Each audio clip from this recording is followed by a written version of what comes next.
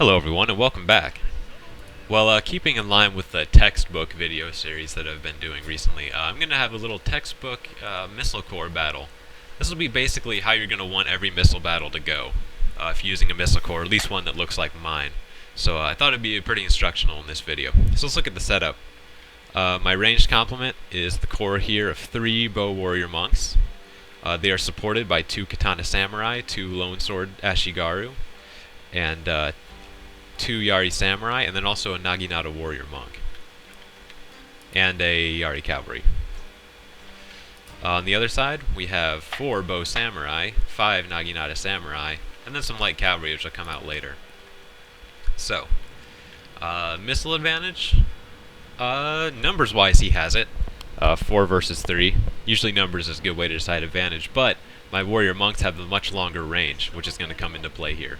And I'm going to show you how to skirmish and to stay out of the range of the enemy bows. That's why bow warrior monks make such a good missile corps, is they can stay out of range of the enemy bows while they hammer them, unless the other guy is bow warrior monks too. So that's what I'm going to do. We're just going to have some nice little skirmishing to start, until I sort of force him to move up, and then my infantry will move to cover my bows, and then my bows are going to hammer the general. So let's see how that plays out. I'll triple the speed because it's just movement. But brought a lot of veterans too in this battle. Most of my units are veterans, except my bows. I now have 3 veteran bow warrior monks, so that's good for me. Upgrade the reload speed first on them, just so they keep shooting faster. They have enough power and accuracy as it is, so I'd rather have them get off more volleys. So here we go. I'm going to be judging the range, and just moving them far enough in so the entire unit can shoot, and that's it. And then I'll just let them hit whoever they're going to shoot. I'm not going to risk individually ordering them, so they'll move up, possibly into the enemy bow range. So here I am, just kind of scooting up a little bit at a time until I get into range. I'll double the speed real quick. Still not close enough. My cavalry has come out of hiding, and they're going to be over here ready to chase off the bows. I'm going to try and skirmish as much as possible by chasing off his bows, but if I get his infantry to bite and attack my cavalry, I can hit him while he's pinned down with my infantry here. So here we go. The bows have started shooting. It's only a half-hearted volley because only the front row of them are in range. So I'm going to move them up a little bit more.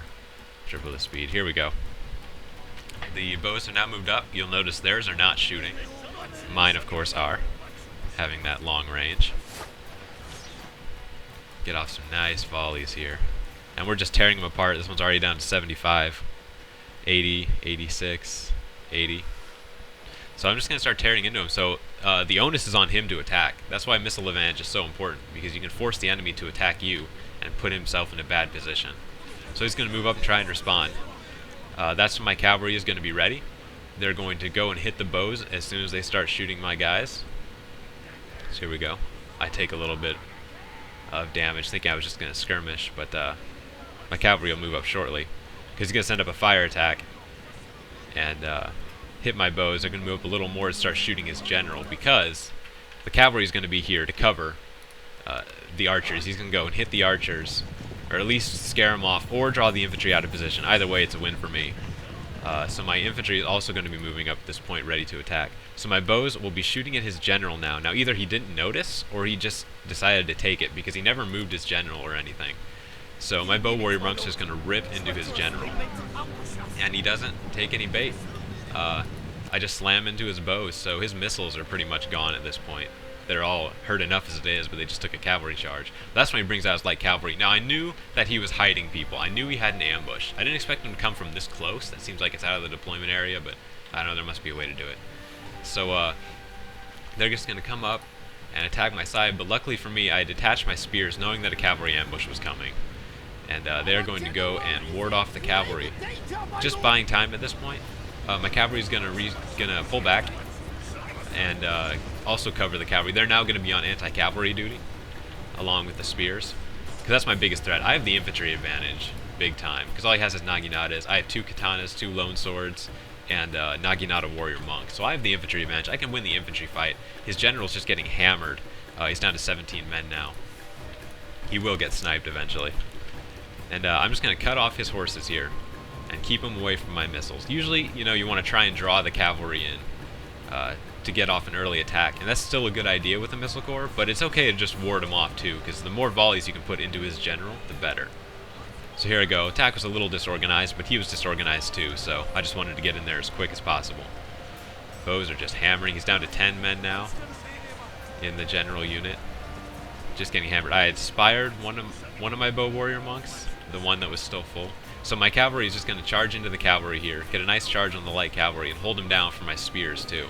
My spears were a little late to react. I was doing a little micromanagement elsewhere at this point. But the spears are going to react, use their advanced rapidly skill, and just run into this light cavalry. Maybe I was waiting for him to commit everybody. Yeah, so all his cavalry is committed to killing my Yari cavalry. So that's when my spears are going to run up and take the cavalry. Meanwhile, my Naginata monks have used their war cry. They are wavering all over. His general has been sniped. He is dead. My lone swords are going to come around behind. That's why I keep him on reserve. Use just enough to hold down the enemy line. Use the rest for reserves coming around the back. My general's going to get right up in here to give them morale bonuses. And my spears is going to tear him up in melee. Light cavalry will just get obliterated by samurai. And plus one of them is a veteran, 3-star. And they're just going to rout en masse. Gotta be careful with your cavalry.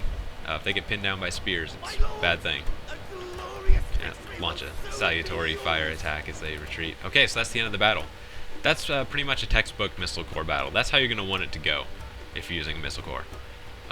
Use your skirmishing to kind of force him at least into a bad position, if not attacking you outright, who would hopefully in a stronger position.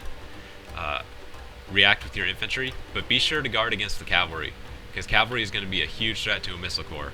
If you let his cavalry slip behind you and get your missiles, you could be in bad shape. Have your bow warrior monks, or whatever you're using as your missile corps, hit the general. That's always a good idea to at least put him under pressure, if not kill him outright or shatter him. Use your cavalry again. You might need him for the infantry battle, but if not, use him as an anti-cavalry unit, because that's going to be a huge threat to your missiles.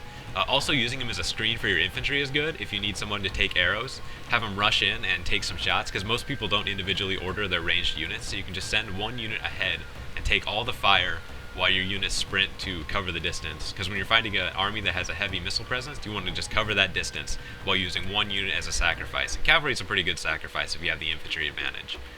So thanks for watching, everybody.